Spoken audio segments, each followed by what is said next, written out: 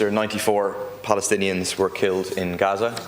45 of them were killed while waiting for aid from the so-called Gaza Humanitarian Foundation. Today, just so far, 87 people have been killed, and every day has a similar horrific number of casualties.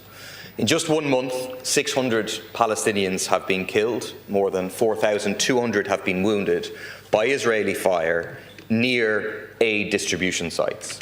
A new low in this genocide, the use of aid as a weapon to ethnically cleanse large parts of the Gaza Strip and to assemble people in order to be shot down in what's been described as a death trap. People saw the horrendous pictures from Monday of a cafe and the people inside blown to bits. It's been reported now that a 500-pound bomb was used by the Israeli military to do this. Minister, you have previously and repeatedly defended the authorisation of the sale of Israeli bonds by the Irish Central Bank. We know now from the Central Bank that €418 million was raised by Israel in these war bonds approved by the Central Bank between October 2023 and April 2025. That's a quarter of all funds generated globally by these bonds. How many bullets did that pay for? How many missiles did it pay for? How many bombs did it pay for? Do you accept now that it is time to stop this complicity of the Irish state in genocide? Let me quote from a central bank worker. When over 50,000 people, 17,000 of them children, are dead, murdered in their homes, schools, hospitals, or killed trying to escape the slaughter, Rafah, Jabalia, Khan Yunis, etc., I must admit I find it difficult to discern the difference between the bank's official line, we are guided by the law, and if the requirements under the prospectus regulations are being met, we must comply with the law, and the defence claimed by Soldier F, the perpetrators of genocide in Rwanda, Cambodia, Sudan, Myanmar, the defendants at Nuremberg. We were just following orders, the superior order defence. The same applies to a government which has twice now voted not to end this complicity. It's incredibly unfair to put the workers in this situation because of your failure to act.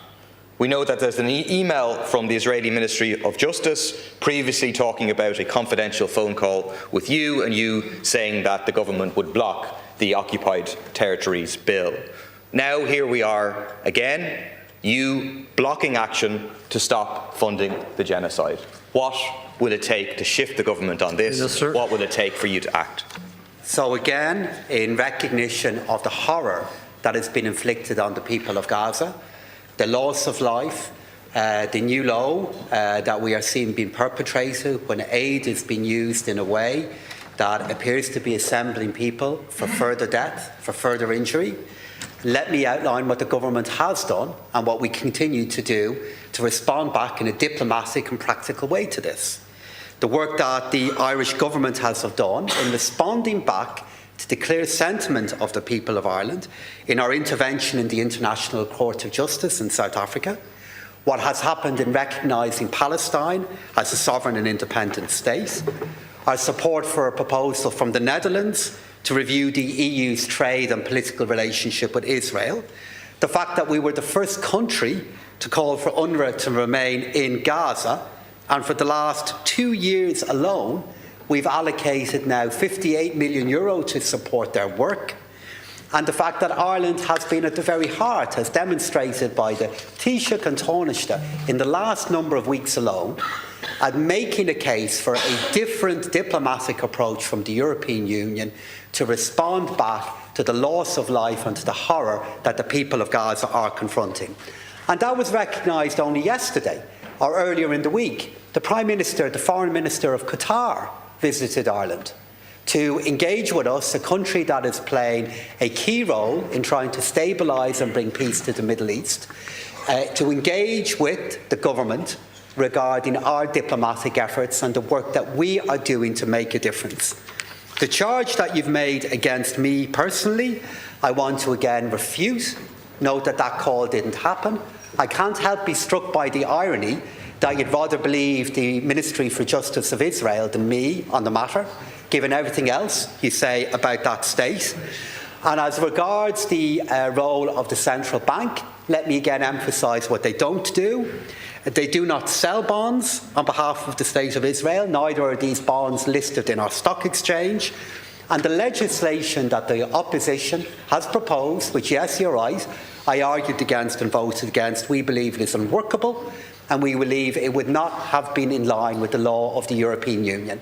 Instead, what we need to do, recognising the fact that while we are members of the European Union, there are many other members of the European Union that do hold differing views, is work to build up a diplomatic consensus to make a difference to that issue. And that is not done by us acting on our own. That is done by the patient work of diplomacy, which the Taoiseach and Taoiseach are at the heart of doing, to change the stance of the European Union on this issue, while taking action ourselves, which we have done, which is recognised by the people, by their leaders in Palestine, to make a difference to the horror that we see unfolding. Thanks, Minister. Deputy. Thanks. I mean, every time we raise this, we get the same response from the government, which is basically to say, why aren't you thanking us for all that we're doing? Why aren't you thanking us for not being as bad as the Western states that literally arm, fund, enable this genocide? But I'm sorry, we have a higher standard, and I think the public has a higher standard, of no complicity in the genocide. And that isn't just a moral standard, that is a legal standard. Under international law, all states have an obligation not to assist in any illegal situation such as occupation, illegal settlements, apartheid or genocide. The Irish government itself recognises that genocide is happening. Do you not see that providing access to EU markets to fundraise to support genocide is a violation of our obligation not to assist? It's true the central bank doesn't endorse this, but they authorise it. Without the authorisation of a central bank, these bonds could not be sold. That's over 400 million euros. Deputy. Do you not accept, Minister, that you should act, that declaring it a genocide has consequences? You should do everything in your power. The central bank has said they will adhere to any financial sanctions or restrictive measures that are imposed under law. So we should therefore, you should instruct the central bank, or we should change the law. We need to stop the sale of genocide bonds. Minister. At what point in my contribution did I look for thanks or recognition? At what point in the statement that I or any other member of the government have made in relation to what is unfolding in the Middle East have we looked for recognition from you or indeed for anybody else? What we are doing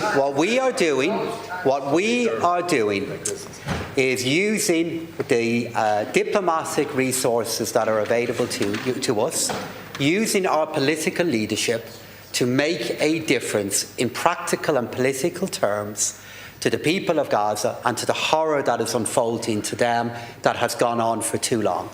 In calling for a ceasefire, in making the case for a review of the trading relationship with Israel within the European Union, in the work that the Taoiseach did in the European Council last week, in the work that the Taoiseach has done in all of the Foreign Affairs Council that he has attended. That is what we are doing by action. And what I'm not going to do, you made reference to the need for higher standards. Well, there are standards that matter here. There are standards that matter in terms of only giving commitments to things that we know we can legally do that can have a practical effect. And that's what this government is doing. Our actions are recognised by those who lead the people of Palestine, by their allies. But regardless of that, what we will do is continue with the patient political work that is